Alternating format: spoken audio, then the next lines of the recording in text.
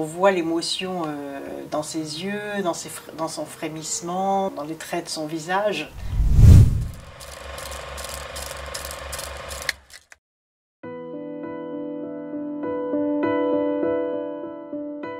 Les personnes très âgées, surtout quand c'est votre mère, deviennent tout d'un coup extrêmement fragiles et vous êtes dans un état différent au fond de tout ce que vous avez connu durant votre vie.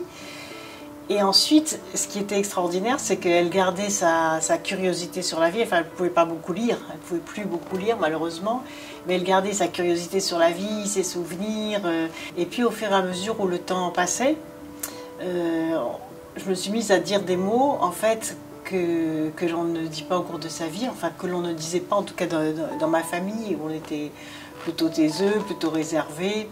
Enfin, il y avait d'autres façons de manifester son amour parental et son amour filial. Et tout d'un coup, je me suis mis à lui dire que je l'aimais, à la caresser. Et donc c'était la première fois. On a été des enfants aimés par elle, hein, choyés, caressés, amusés. Elle avait toujours très fantaisiste, elle nous a appris à lire très tôt, elle nous a appris à faire des herbiers, à admirer la nature, elle nous a transmis beaucoup de choses. Mais il n'y avait pas dans les mots, il y avait une retenue dans les mots par rapport aux sentiments. Voilà, c'était la culture familiale, beaucoup de familles, on ne dit pas je t'aime, et bien si, je crois qu'il faut le dire, mais le montrer aussi. C'est très émouvant en fait. Et en plus, on voit l'émotion dans ses yeux, dans son frémissement, dans les traits de son visage. Et ça donne en fait beaucoup de bonheur.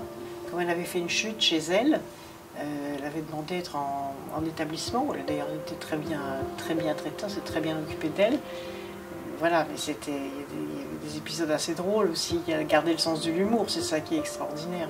Cet accompagnement de vie, il s'est fait en plusieurs étapes, c'est-à-dire de la tristesse, ensuite de l'angoisse, notamment lorsqu'elle était déplacée à l'hôpital, quand il y avait un problème respiratoire, elle a tout se désagrégé, elle était perdue. Et ensuite de douceur, parce que voilà, il y a eu aussi une accoutumance et puis un retour, c'est-à-dire que c'est moi aussi qui recueillais au fond la densité de cette vie, petit à petit, alors qu'au départ je pensais faire mon devoir finalement.